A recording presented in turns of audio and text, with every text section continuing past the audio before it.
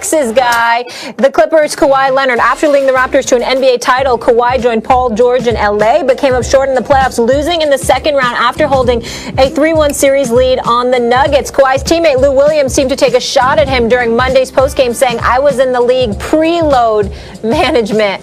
Stephen A., is Kawhi or PG-13 actually the better leader for the Clips?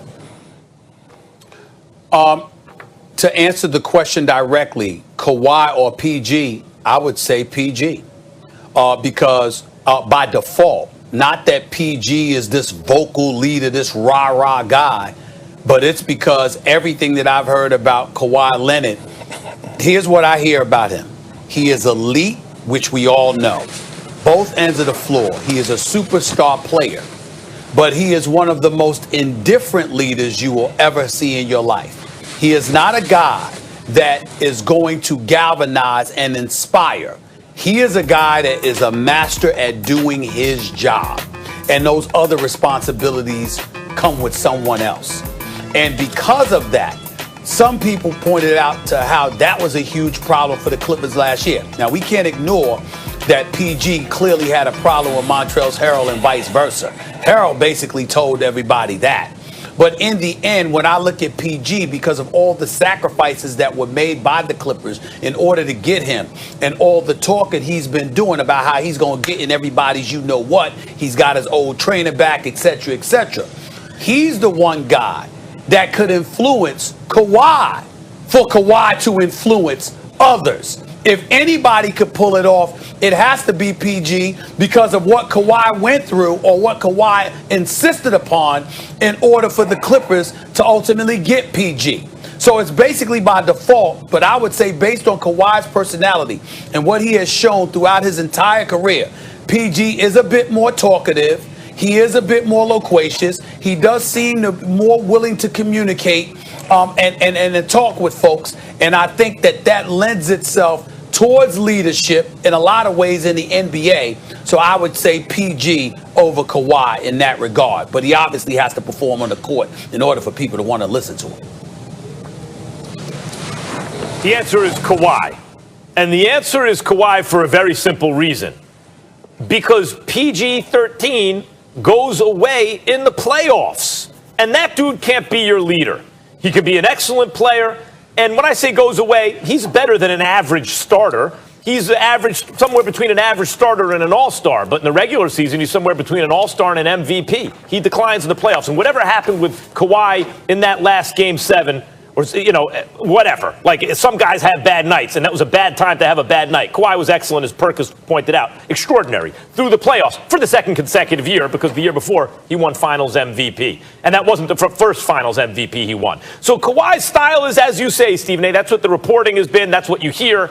And I wouldn't dispute it. And it's maybe not ideal. Although, some people lead by example. And if Kawhi is the best at just doing his job, and that's the example he says, maybe everyone should just do their jobs. But the problem with Paul George is he's disqualified because your best player should be your leader. And barring that, a clutch player can be your leader, but not a guy you can't rely on when it matters most. That's why the reporting has also been that the team didn't have a problem with the special treatment Kawhi got. They had a problem with the special treatment Paul George got. That can't be your leader. Max, you are so wrong right now. You are so wrong in so many areas by saying that your best player has to be your leader, and that is not true. When you look at the Miami Heat, do you know who's the leader for the Miami Heat, Max? Who is the leader for the Miami Heat? I didn't say your best player has to be your leader. Jimmy Butler. You just said that. Who? No, he's not. Udonis Haslem is the leader for the Miami Heat. So with that being said, a lot of guys can't gravitate to guys coming up just to show up to work. Your leader does everything else off the court also. And to me, it's a no-brainer to answer the question. Paul George is the better leader. Why? Because he's more vocal. We haven't heard 10 words from Kawhi Leonard this offseason. And when reports come out, they talk about the special treatment that Kawhi gets, being able to take his helicopter to practice, being able to fly back to San Diego to live in his $20 million mansion, holding the plane up, being late.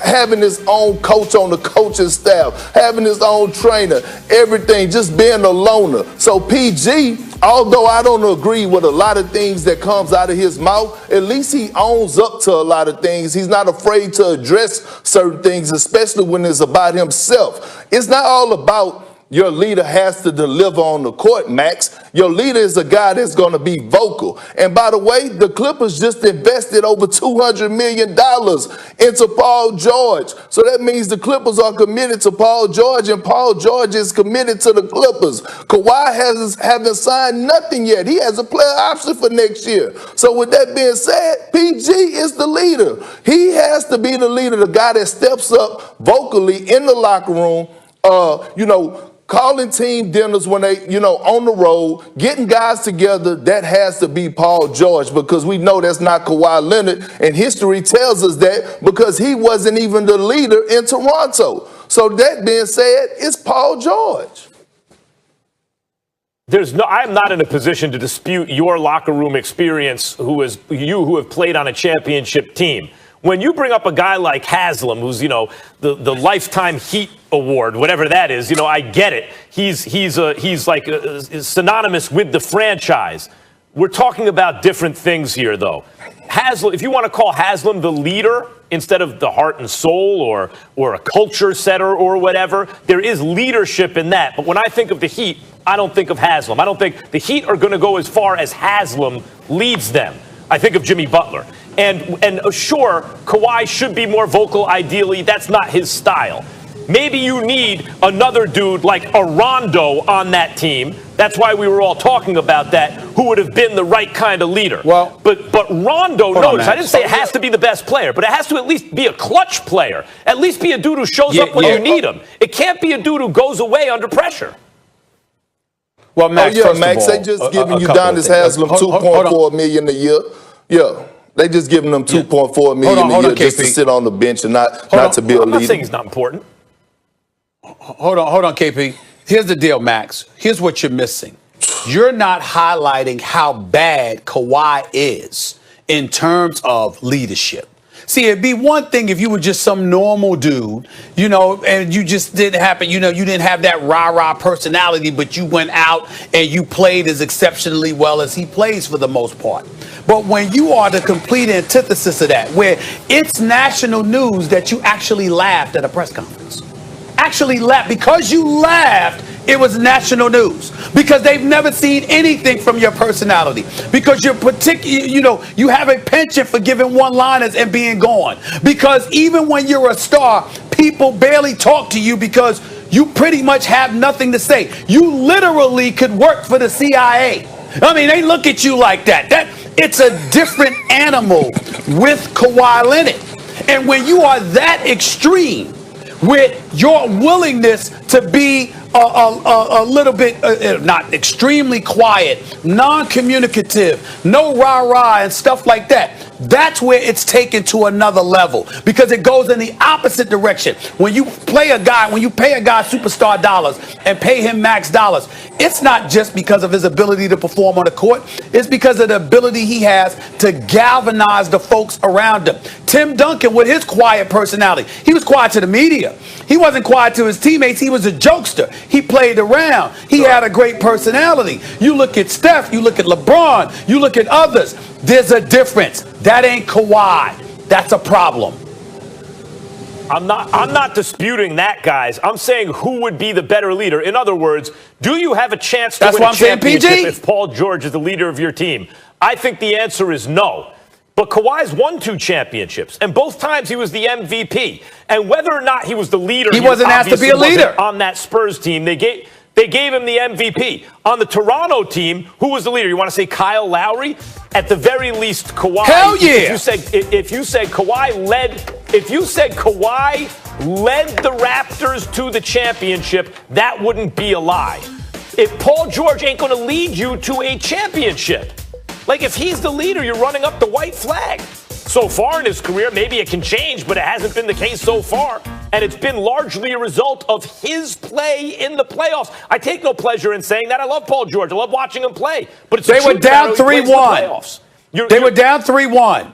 Paul George had 26 and 33 before the game 7. You talking about one game. Well, that same one game, your leader didn't show up. Kawhi Leonard didn't show up either. I'm talking about, by the way, you're right, although Kawhi wasn't hitting the backboard from a corner 3. But you're right, Kawhi had a bad game 7. There's so few bad performances from Kawhi throughout the years in the playoffs. Go ahead, KP. Paul George, there are many games, including in these last playoffs, where he didn't show up. But Go ahead, KP. Max, you keep talking about what's going on the court. A leader is more than just playing basketball, Max. Leadership is everything. The whole is making everybody feel comfortable, everybody feel whole. Being able to address situations when things are not going well for you, but things are going well for the team. That's a real leader.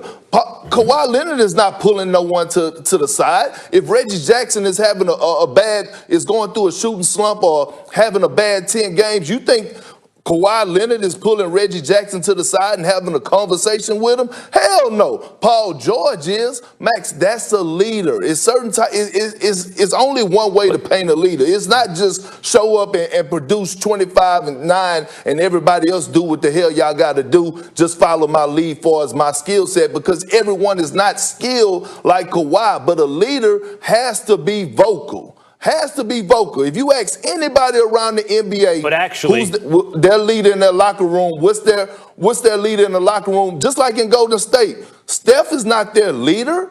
Draymond Green is their leader. He's the one that's doing all the talking. He's the vocal guy. He's the one that we hear all the time. Although Steph is the culture, he's the franchise, but he's not the leader. It's a difference. What I would point out is teams where the leader is not the best player are in a tougher situation than teams where they are. By the way, Steph Curry is not the leader on the team. They were lucky to win one championship against the Cavs before KD showed up and created a power imbalance in the NBA where it was impossible for them to lose. Maybe that has something to do with it. But besides that, this is not a great choice. A dilemma is not just a tough choice. It's a choice between two bad options.